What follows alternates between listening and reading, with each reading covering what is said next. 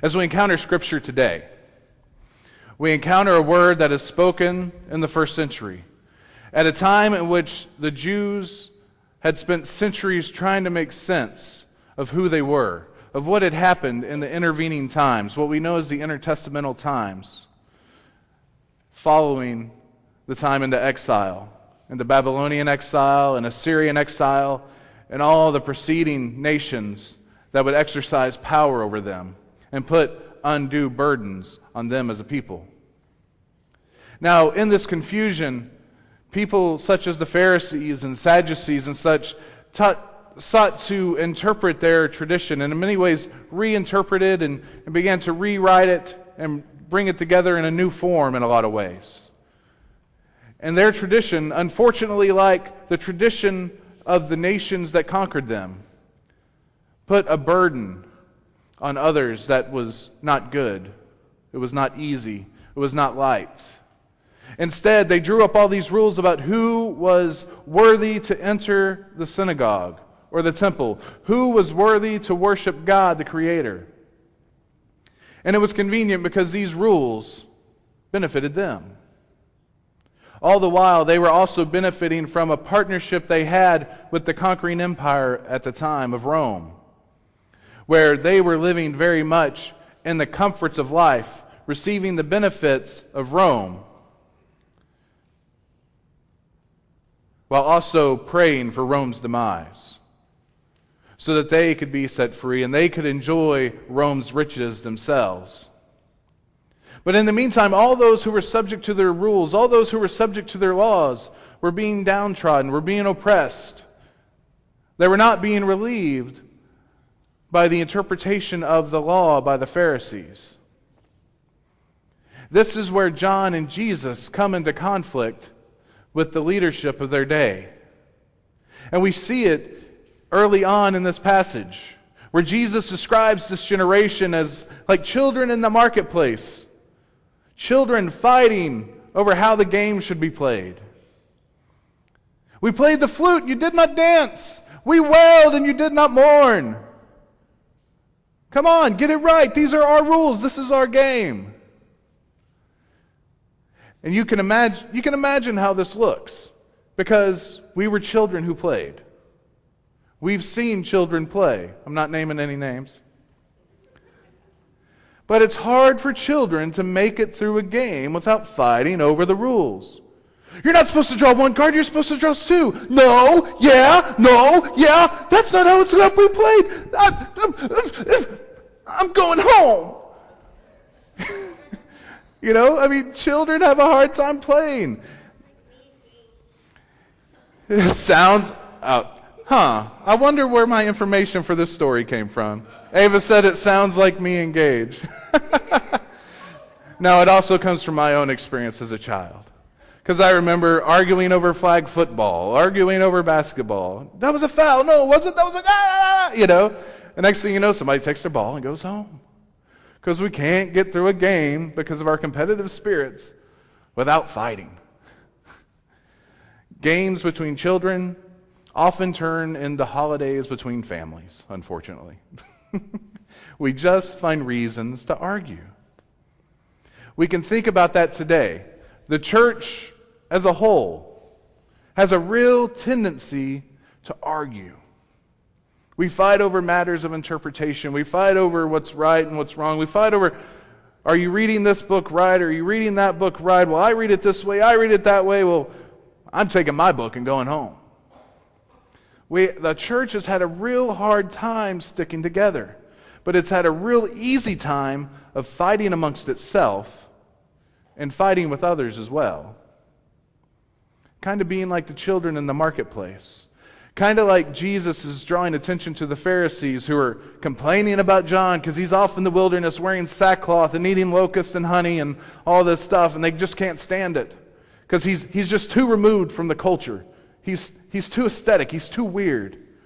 But then here's Jesus, who's within the culture. He's going to parties with tax collectors and sinners. He's enjoying the company of all, but they can't handle it because these are the people that aren't worthy to be in God's presence. And so he's kind of pointing out to them, whatever God does among you, you're not receptive to. Whatever God does among you, you're not receptive to because you're too ready to argue, too ready to fight. And that's what the church as a whole around this world tends to be. And it becomes important because we know in these days that the church, especially in Europe and the United States, has been very much in decline. And I think part of that is a public relations battle that we're costing ourselves. We argue nationally on all these issues so much that that's what people see. They see the negative side of who we are. There's a lot of good underneath, but it doesn't get noticed. You know, we kind of get in our own way. That's what Jesus is telling the Jewish leadership here. Like, look, I love you, but you're getting in your own way. And you're focused on these little minute details. When what you need is simply to listen to me, to listen to God, be moved by the Spirit, and just follow where led. Now, the difficulty of this is that it makes us uncomfortable. You know, the Pharisees had crafted this system, this way of living that was very comfortable to them. It brought material comfort, it brought religious comfort, it brought social comfort. Every kind of comfort they had, even though they were under oppression. Their suffering was much less than the people below them on the social ladder. And they were comfortable. So when John comes calling them to a different way of life, they struggle to step out into that uncomfortable realm. When Jesus comes and calls them out into a different way of life, they struggle to follow into that uncomfortable realm. Because, let's face it, we are all creatures of comfort. It's a natural thing. We don't like change. How many times, I'm raising my hand, how many times, I'm not asking you to raise yours, I'm raising my hand so you know I'm part of this. How many times have you tried to change your dietary lifestyle? And what happens a lot of the time? We do so well for a couple of weeks. Well, maybe that long, right? If we're honest with ourselves. Maybe a couple of days. But it's not comfortable. Because our body is not used to that level of intake of food. It's not used to the kinds of food that are coming into it, even though in the long run they're healthier for us. Our body's just like, what's this? You don't eat this kind of stuff. I mean, get real. Come on. Yeah. But over time, it comes together if we can stick to it. But we have a hard time sticking to it because we become uncomfortable. And then if you're me, you walk into a restaurant, you smell a chicken fried steak, and you think, now that's comfort food. Oh, a double order? That's especially comfort food. French fries and mashed potatoes? More comfort food. Thank you. Bring it. Because we like to be comfortable and we resist change. We really do. We resist change. But you know, if we read through Scripture, there's really no moment of the call of God that makes those being called comfortable. Abraham was not comfortable to leave his family and his homeland and go out. Moses was not comfortable to go to his people and say, hey, God's going to bring us out of Egypt. Or to go to his people and say, hey, we're leaving now. Or to look at them as they're complaining at him as they're stuck between the Egyptian army and the Dead Sea. Or even insanity of insanity after they crossed the Red Sea. They're thinking about the flesh pots of meat they had in Egypt. Even though the change they experienced was incredible, they didn't like the change. They were eating good in Egypt. They were slaves, but they were eating good. So it was hard to leave that behind. It was hard to trust in God because it made them uncomfortable. You know, we can think about when we're more physically active than we've been in recent years, right? You know, your kids or your grandkids, they want to play, and they're obviously more fit than us, they're more active than us, And I usually give into the temptation with my kids after much resistance on my part. But I give into the intention to try and run with them.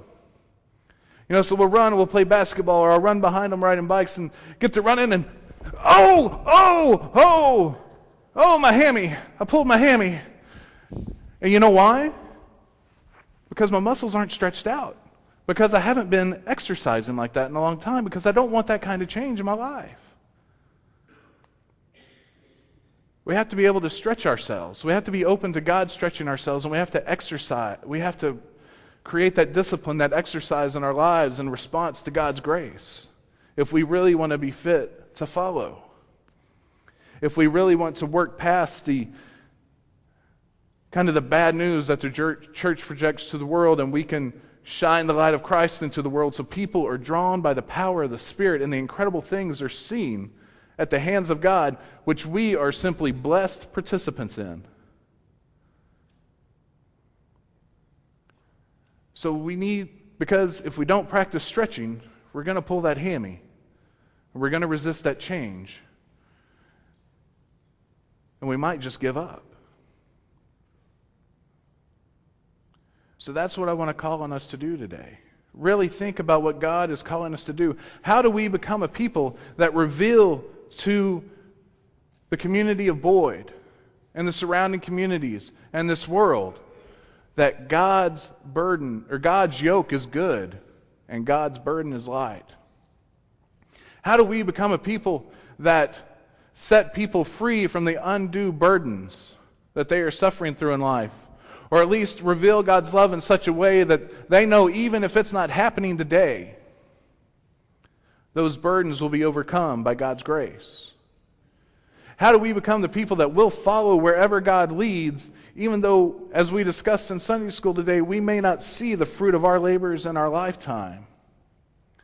How do we become the kind of people that, despite all the social and economic and political pressures we face, dare to be different? By daring to trust in God rather than the powers of this world, so that the Spirit flows through us in powerful ways and God's presence can't be denied. How do we do that?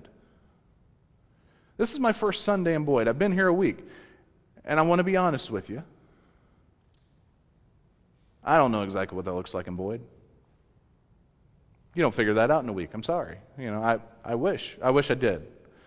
But we can figure it out together. We can partner together to pray together, to walk together, to serve together, to really seek, and to really listen to what God is saying to us through Scripture, through prayer, through meditation, through gathering together, to really watch out in the community what God is already doing.